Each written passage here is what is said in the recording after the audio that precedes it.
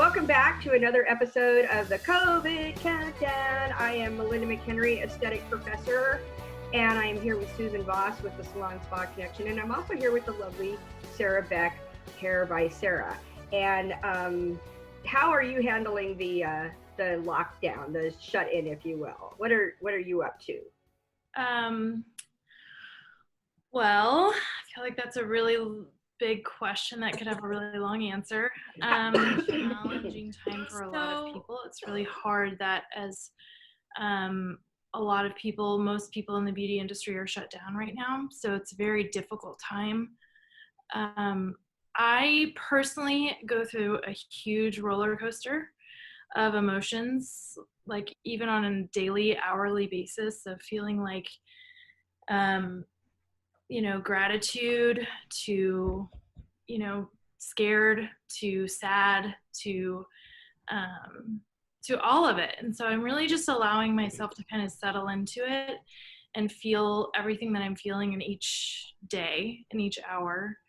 I also feel aimless. I feel like I've not really had this huge desire to post about hair. Is really interesting. The first week I was like, oh, this is a great opportunity for me to get some online stuff going, which I've been stewing on for a while and thinking about. And I sat down to do it and it just didn't feel right. And I've sat down to write some hair posts and that doesn't feel right to me right now either, just because of everything that's going on. It seems hard for me to talk about hair right now. That doesn't mean that's not going to change tomorrow or in a week. But it's really kind of interesting because for me right now, I just don't feel like that's the right spot for me to be in. So I feel aimless because that's not my whole world, but a lot of my world is hair, right? And I love it. And I love sharing my passion. But I'm not feeling in that space right now. And I think just with everything going on, I'm really allowing myself to be in whatever space I'm in. So right now, I'm focusing on other things. I'm doing a lot of reading. I'm doing a lot of research.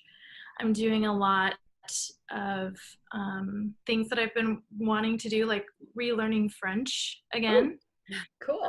So kind of allowing myself some projects like that. I'm also a mom, so I've become a homeschool teacher as well. So that, yeah, it's an interesting thing, isn't it? Oh, yeah. Ooh, yeah. was not prepared for that. And then the other thing that I'm doing is I'm running and I'm meditating every day. So I do 10 minutes of meditation every day, and I either do yoga or running. And that's been a huge mood lifter for me, especially when I run. I just really like sweat and let it all kind of like flow out of my brain when I'm running and just really try to let things go. And so that's been huge for me. And also to feel like my lungs working hard. Can you tell really us good right a now, little so. bit about what you are thinking of as far as the future for you and for education?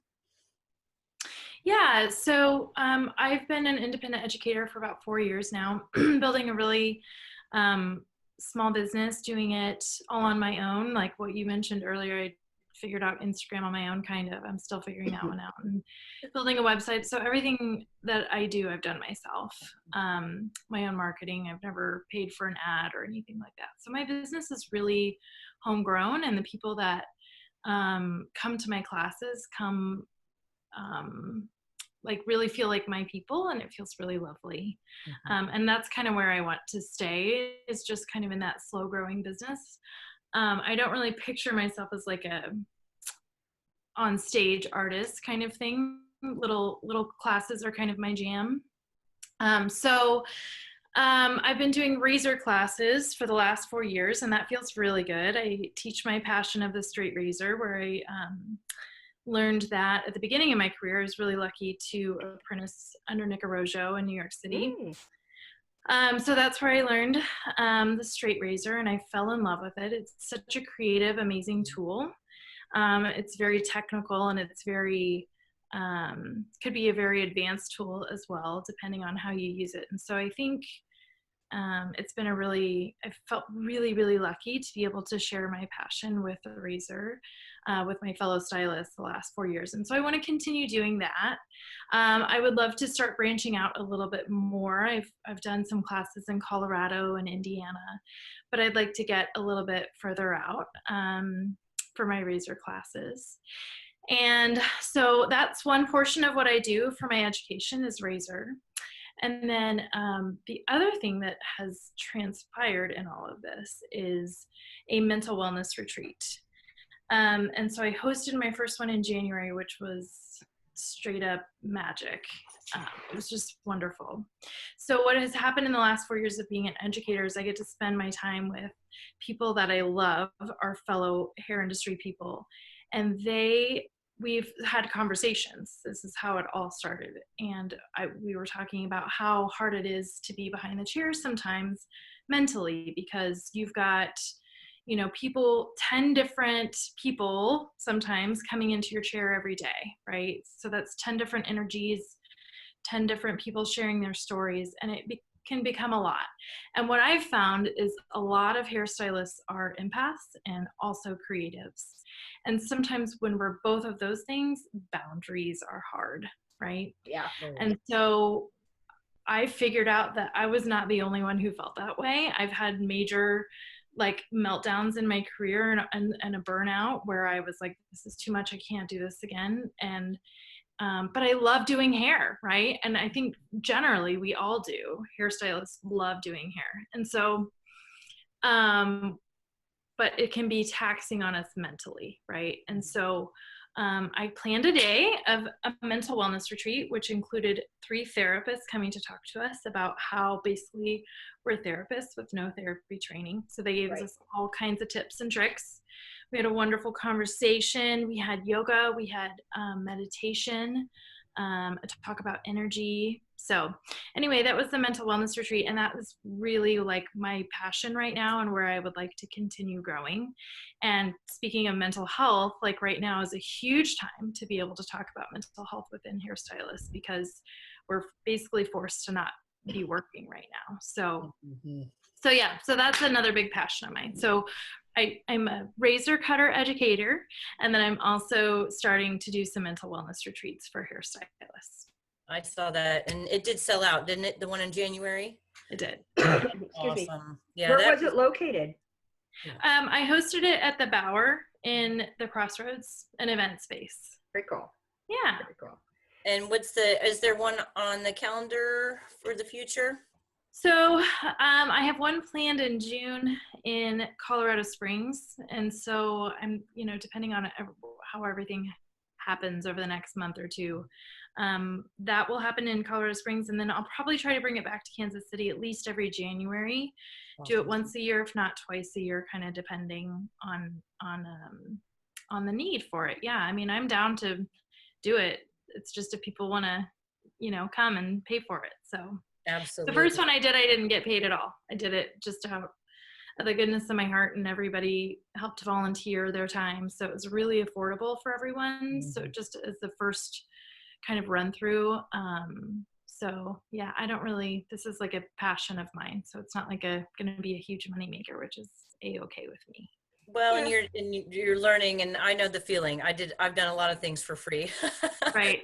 And, learning and getting that process down and providing value to people really was my goal. And it seems like you're right on that same page. So absolutely. Yeah. Because I mean, the feedback that I got, I knew a couple of people who went, including a lady we just talked to earlier, Ann McNeil. And she said it was one of the best events she's ever been to as a hairstylist. Oh my gosh. She's a salon owner in Overland Park. And so, yeah, that was so good to hear. Oh, that's wonderful. Thank you for sharing that. No problem. What have you thought about the impact this whole COVID thing is going to have on our industry, and possibly what you're seeing for our future?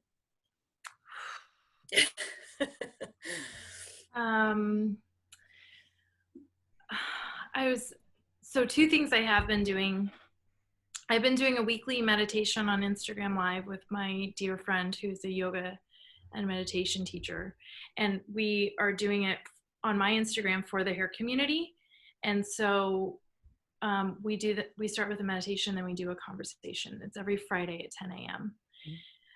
And that felt really good to me. The other thing I've been doing is reaching out to some people that I have a really deep connection with that are also in the hair industry, and having conversations on the phone, just separate, just two of us.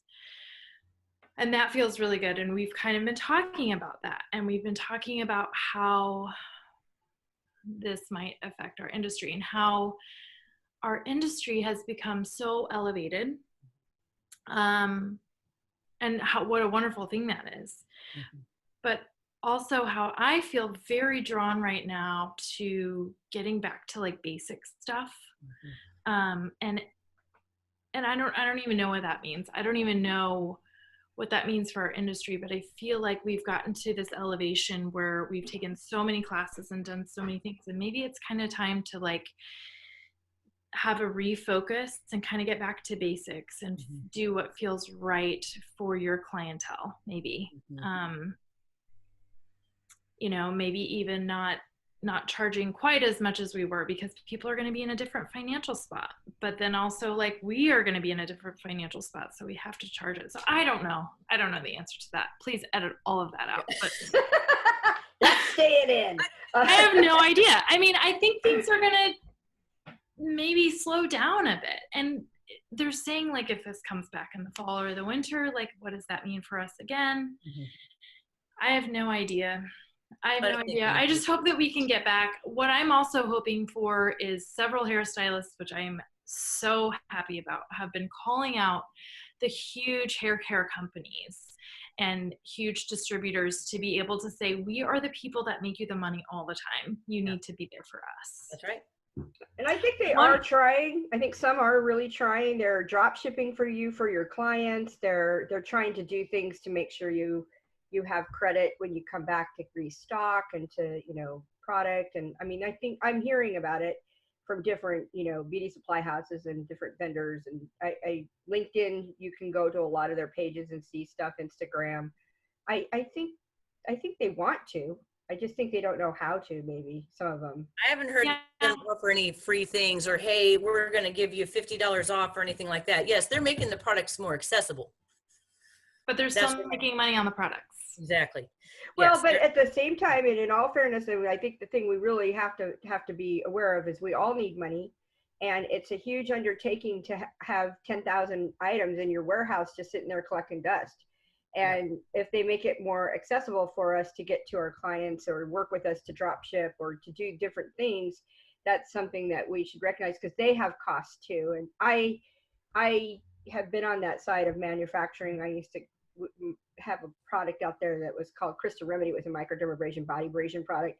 And I can tell you, when you're filling 25,000 SKUs at a time, there's a lot of overhead and a lot of cost, and they've got to get it out the door. It could go bad. I mean, there's all kinds of things that can happen.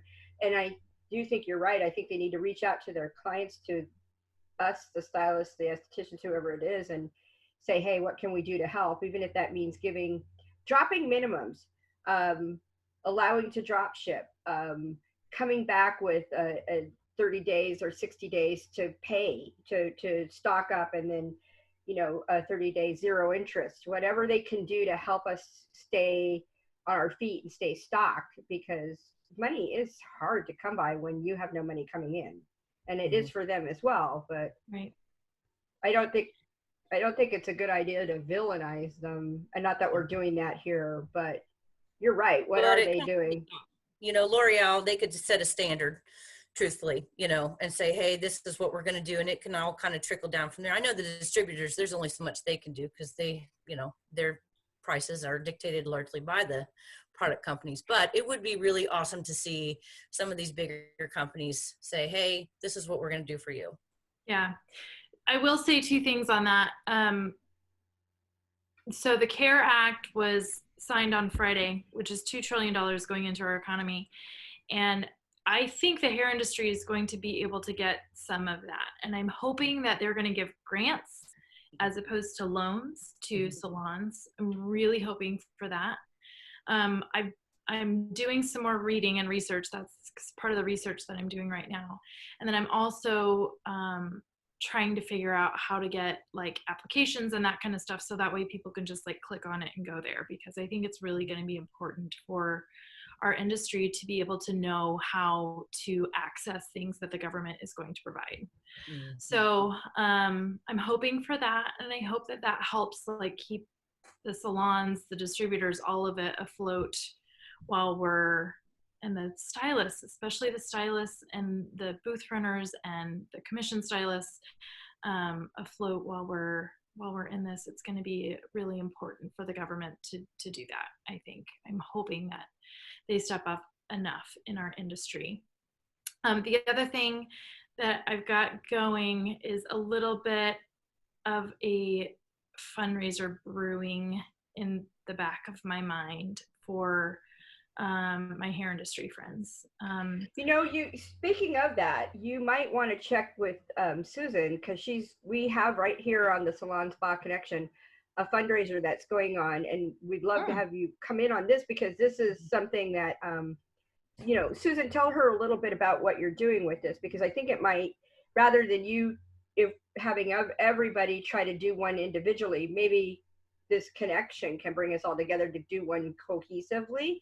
Cool. And it will really help, because there'll be strength in the numbers. So Susan, tell us about the Salon Spa Connection fundraiser, who it's for, and how she can guide her friends to apply for it or donate. Right.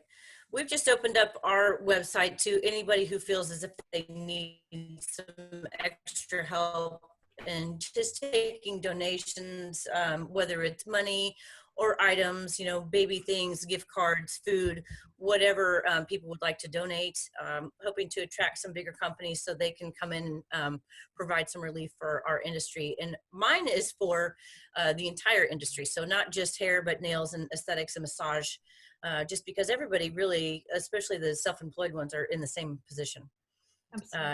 Waiting on unemployment for that to get improved, and the needs are evident right now. So anyone who feels as if they need assistance signs up privately. There's no public about it, and just looking for donors of all kinds. So absolutely. We do have several. I think just take care of yourselves and take care of each other, and try to come to my community meetings on Instagram if you can. It's every Friday at 10 a.m. Perfect. Hair by Sarah Beck on Instagram. Right. Follow at Hair by Sarah Beck, correct? At Hair by Sarah Beck. Yep. Yes. Yep.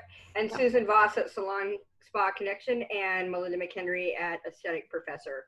And I really want to thank you ladies both for coming on. And I think at the end of this time, we will all go back refreshed, revived, ready to reboot and to be there for our clients and for our colleagues.